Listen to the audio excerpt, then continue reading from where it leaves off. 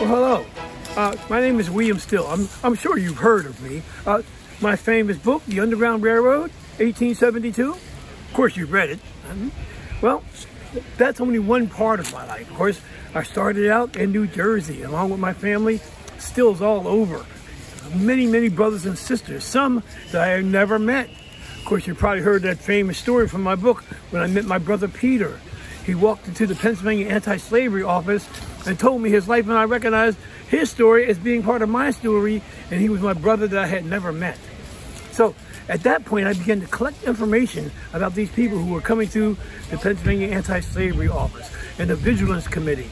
So I wrote down their stories, I gave them separate names, and then I used their real names in an effort so that in the future, when their families all came together again, they'd be able to meet, just like myself and my brother Peter.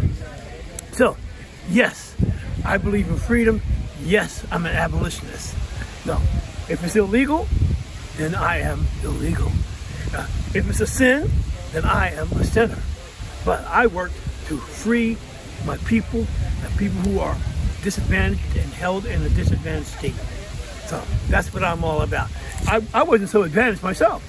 You know, I started out as a janitor sweeping floors, and eventually I was able to convince the people at the Anti-Slavery Society that I could read and write.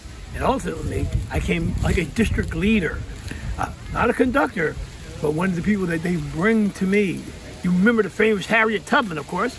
I knew Harriet very well. On her many trips to Philadelphia, she would often come to me and ask me for more clothes, more money, so she could continue her trips with their escapees or freedom seekers. So yes, I knew Harriet Tubman, knew her very well. Many of the people that are buried in this graveyard, I call it Eden Cemetery, I call it the graveyard of the graveyards. You say, what do you mean by that? Well, there was a wonderful black graveyard over in West Philadelphia called Olive Cemetery. When they closed the Olive Cemetery, where did they bring the people? Here to Eden. That's right. So the Olive Cemetery was here. Or the Lebanon Cemetery in South Philadelphia, 1901. Where'd they bury them? They're all buried right here.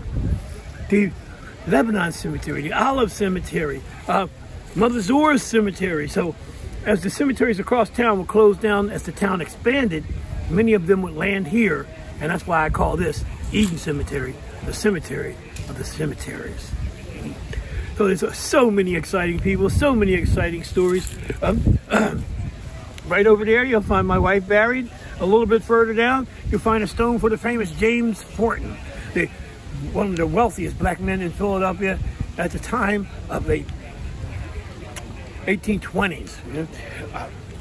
Somewhere out here is also buried the famous musician, Francis Johnson. Francis Johnson, I call him the Michael Jackson of the 1830s and the 1840s. Anybody who had a party would certainly have Frank Johnson there for his music and Mr. Robert Bogel there for the food. Now, I don't know that Mr. Bogel is here, but Mr. Johnson is certainly here. Way out on the corner there, Frances Ellen Watkins Harper. We all remember her because of her wonderful poetry and her forthrightness, standing up for freedom and fighting for women's rights and suffrage. So, Frances Ellen Watkins Harper. I know not what choice others might take, but all my yearning heart does crave is bury me in the land where there are no slaves. And she's buried right here at Eden Cemetery. In the 20th century, of course, slavery had been over for some time. I don't know who else I could tell you about. There are soldiers, there are sailors, there are people from the American Civil War, Mr. Rogers over there from the 39th United States Colored Troops. There's a Medal of Honor runner over on that side. So everywhere you look, there's history. And I encourage everyone, especially the young people, to come to the graveyard. Find your grandparents. Find your history. Find your story. I know you're not going to like this, but that stuff that you hear every night at 6 o'clock about how horrible we are and what criminals we are, that's a rumor. Go to your graveyard. See your grandparents. There are no criminals. As a matter of fact, they're probably heroes who fought against insurmountable odds to provide us with the opportunities that we have today, that I could even say this to you without being shot, murdered, or hung. So, yes, things are changing. Are they perfect? Hardly. But things are changing, and if we stick with the idea that William Penn gave us, that this would be a city of brotherly love, and that we can all live and worship in peace. The Darby Quakers would have encouraged that, and they were right around the corner. Maybe we can finally get back to what we are supposed to be. The city of brotherly love and people with the inner light of God in each one.